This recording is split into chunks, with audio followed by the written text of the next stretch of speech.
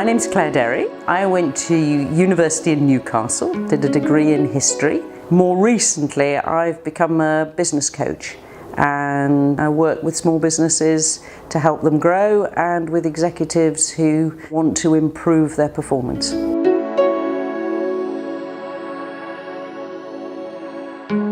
Well, 3 or 4 years ago, I was diagnosed with breast cancer, so that was a big wake-up moment.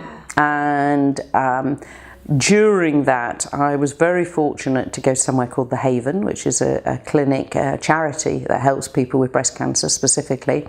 And they ran a course called mindfulness-based stress reduction. I did that, and that was my first introduction to mindfulness. So I found that incredibly useful to be able to, particularly I was having radiotherapy because you have to go in a tunnel while they zap you. And I get a little bit claustrophobic, but the mindfulness really helped me just to put myself in a very calm place and to ignore what was going on around me. And also, a few years ago, my son got lost in the Australian outback and I had to fly off to Australia, not knowing whether he would be found dead or alive. And that plane journey was extremely stressful.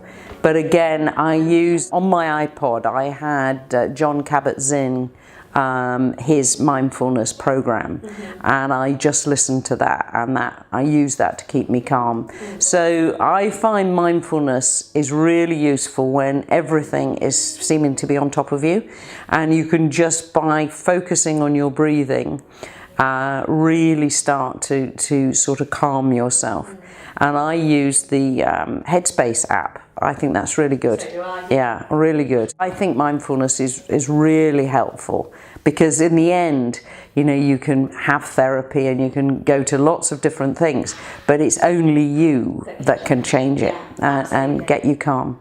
And would you say that's something that you sort of do in your everyday life now? Do you practice it every day or? Yeah, I use my mindfulness app just about every day, even if it's only for 10 minutes. And if I can't sleep at night, I will use it. And I also am a big fan of Deepak Chopra, so I use a lot of his meditation programs. And I do yoga.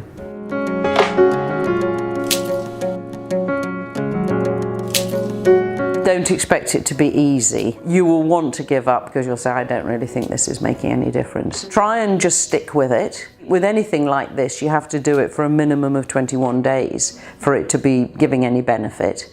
Even if you just do 10 minutes a day for 21 days, you will start to see the benefit. And then the other thing is, at the end of doing it, do take those few moments of pause to really say, how am I feeling? Stress just builds and you've got to sort of break the pattern and try and replace the stress with something else. And so it's, you know, it's adopting new habits. So if you're really stressed, just get out of there. Even if it's just go to the loo and practicing breathing or go for a walk, even better still. It's when you allow it to escalate that the problems just get bigger and bigger and bigger. So it's finding just small moments of calm, whether you're travelling or on the tube or whatever, just to try and calm yourself.